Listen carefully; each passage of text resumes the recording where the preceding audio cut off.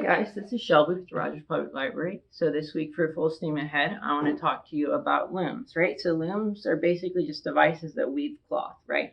So to make fabric, right? And not all fabric is woven, right? So if you wear a t-shirt, it's probably made out of a type of fabric called jersey, which is knitted.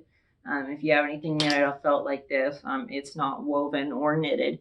It's made by kind of like agitating fibers together, almost like paper, right?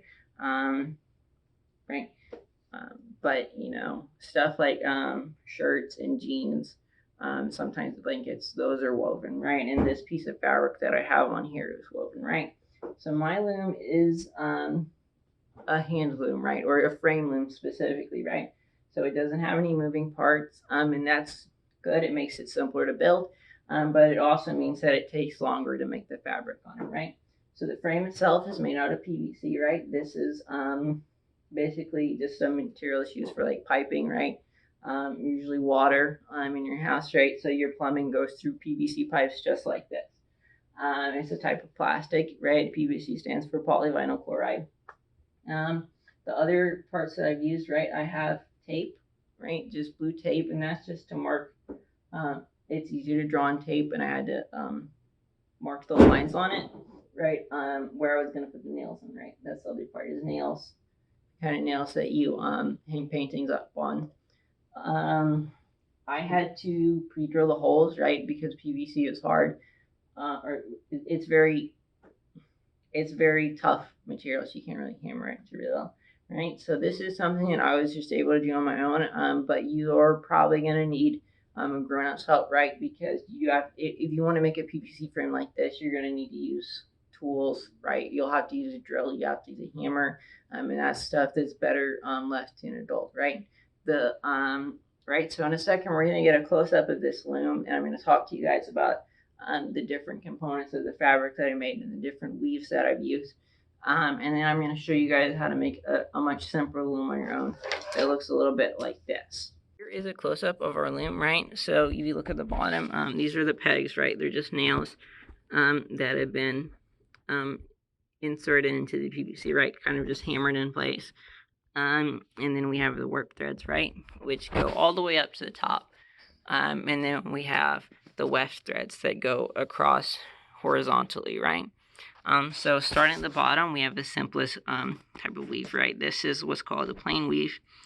Most fabric is plain weave, and it's the simplest to do, right? So you go, basically what you do is you go over a warp, or you go under a warp thread, over a warp thread, under a warp thread, over a warp thread, under a warp thread, over a warp thread, right?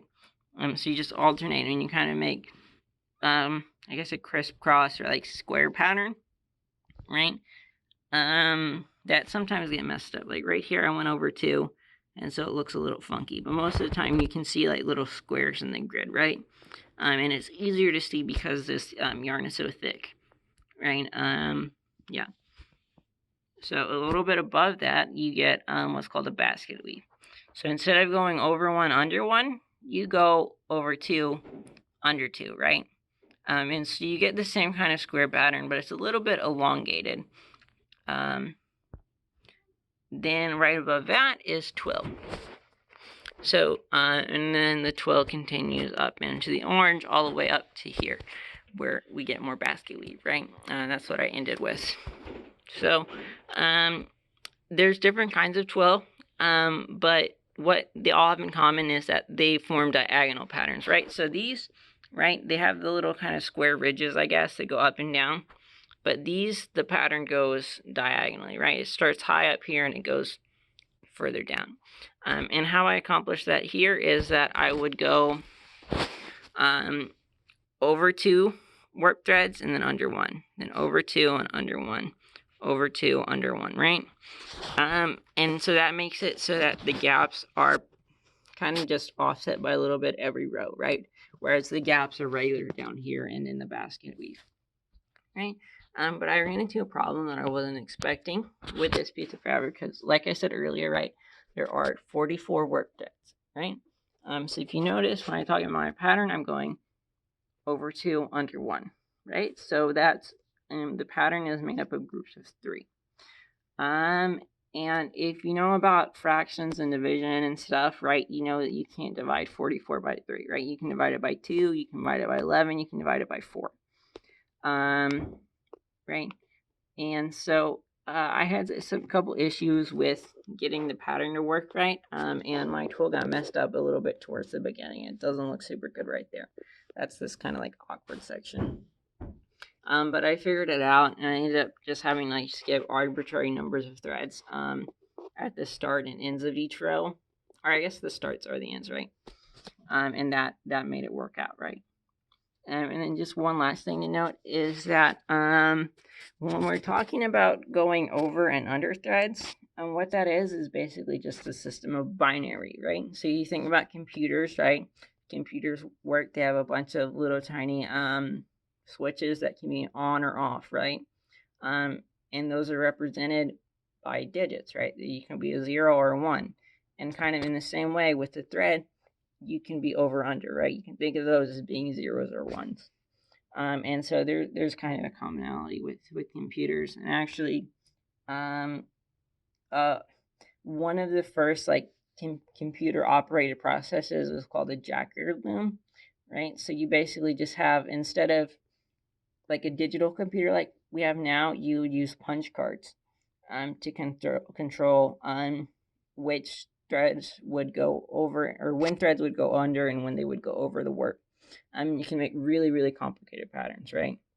And actually, the early computers used punch cards just like the ones in Jacquard looms, right? And it wasn't until a lot later, like well into the 20th century, that computers started using like digital programs on floppy disks or CDs or in just files on your hard drive. Right. So now that you guys have seen the PVC loom that I've made, I kind of show you the different parts of the weave. I'm going to show you guys how to make a really simple loom for yourselves. Right. This is just made out of basically wooden sticks.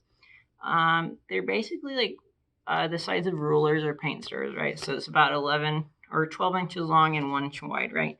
Doesn't matter, but you want them to be the same size, right? And this is just the size that we had available here. So you start off with a stick. You put a little bit of glue at the end, right? Using your hot glue gun, which is hot. So adult supervision is good for this part. We're going to do the same thing over in this corner. Okay.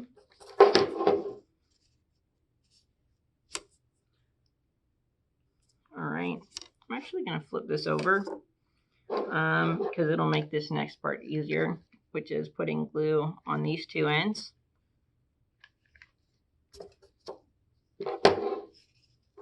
Right. And then we press down like so. Right. As you can see, it's not like 100% square, but that's okay as long as we just get it to stay down. Right. So it looks like it's staying down. Okay. That side doesn't want to stay down. So there can be some technical difficulties to this, right? So if you're able to select the sticks that you get to pick the right size, yeah. All right, so it looks like it's staying down now. It's not. Okay, so I weight our frame down with just a paperweight, right? Basically a tape dispenser. And so it's going to hold it in place, and hopefully it should dry straight. But if your sticks aren't too warped or to use, you're going to end up with something like this, right? So this one, I've done a couple of other steps, right? I made little marks that are 1/2 inch apart, just like on the PVC loom. And then I began putting warp threads on here, right? So there's 1, 2, 3, 4, 5, 6, 7. You can put a lot more on here, right? You don't have to just use 7. You can use the whole length of the frame, but it's just a little bit easier that way, right? And I'm going to be using yellow thread, just so you can see it a little bit better, right? So we're sticking it in here, right? It doesn't need to be tight or anything, and it doesn't need to be super long. You don't have to use a single piece of yarn to go across, right? That makes it a lot more difficult. You can use multiple pieces of yarn and just start on your rows, Right, so I'll show you guys a plain weave. Right, so like I said earlier, go over one, under one, over one, under one, over one, under one, over one. Okay. Right. This yarn is kind of falling apart. That might end up being a problem, but it's okay for now.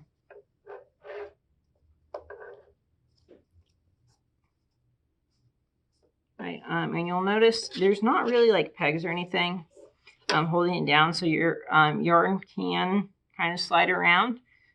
You can counteract that by taping down the entire ends instead of just the loose ends like I have. That'll hold it in place a little bit better.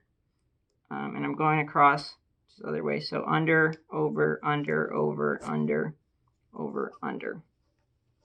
Right. But another thing to note is that after you get a few rows, the yarn or the work threads are going to be kind of locked in place. And so they won't really slide around as much or at all, really. Right. So that's the first 2 rows. This is row 3.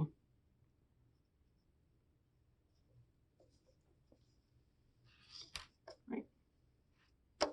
And that's basically all there is to it. Right.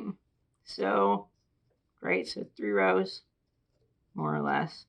They're not super tight because if you pull them too tight, it's going to scrunch everything together like we saw on the PVC loom. And yeah, and so you just keep doing this until you're happy or until it fills the full length of the frame. And to finish it off, you just cut the yarn and you tie the ends together so that they're kind of tight against the start of the wedge threads. Yeah, so we're going to have kits for you guys to pick up here at the library. We're not going to have yarn for you, but we are going to have yarn needles like this, and we're going to have the already assembled frame so you don't have to do any of the gluing yourself. Okay, so that's what I have for you guys this week. I hope you had fun, and I'll see you next time.